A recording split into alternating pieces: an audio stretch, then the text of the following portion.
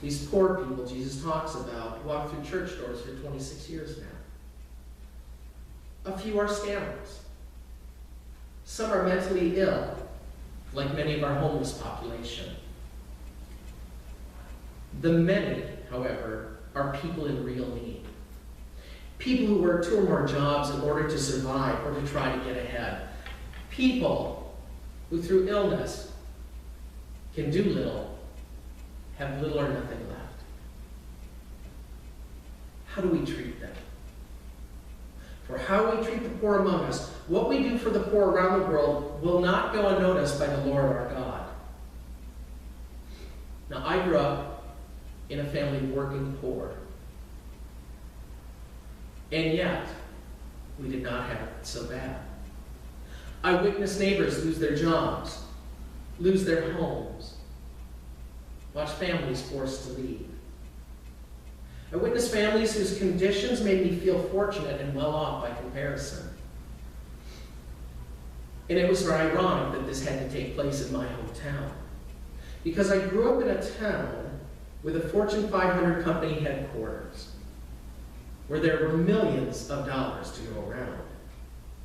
And I witnessed firsthand how many of the rich treated these poor, the way those who had things behaved towards those who had little or next to nothing.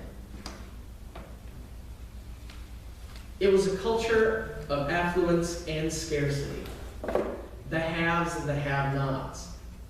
The haves usually lived as if their resources were scarce. Because of that mentality, too often I witnessed behavior that was not kind, nor was it Christ-like. Though most of the middle class, the upper middle class, and the wealthy in my hometown attended various churches on Sunday morning.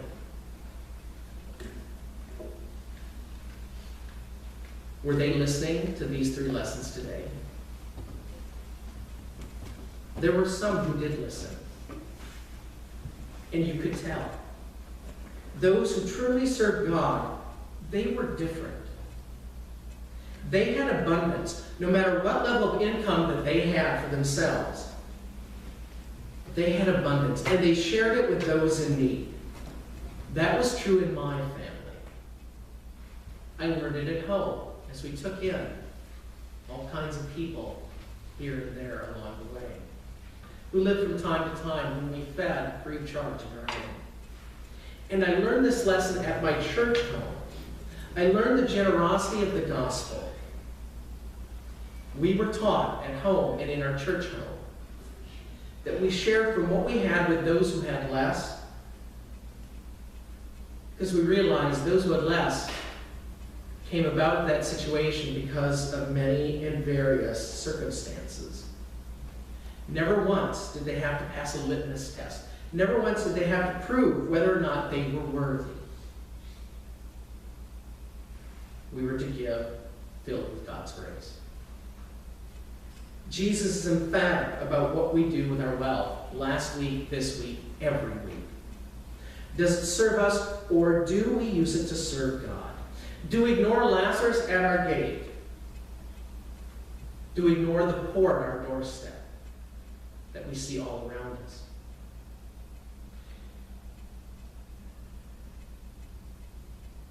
Do we ignore, like the rich man? Or, when we see Lazarus,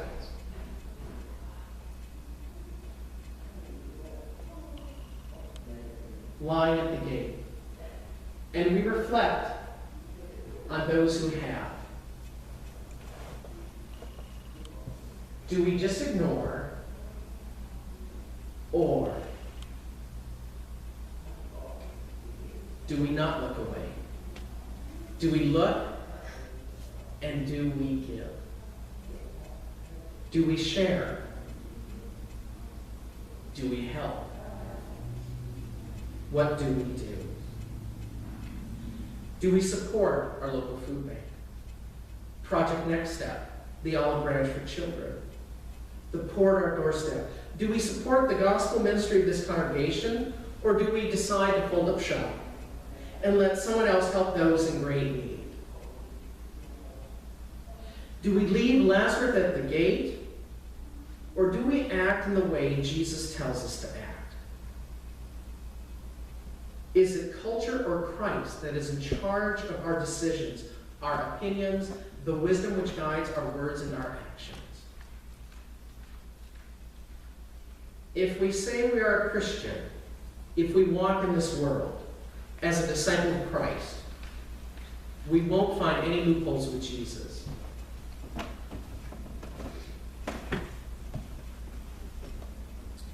Will they be convinced even if someone rises from the dead? Will they repent? Amen.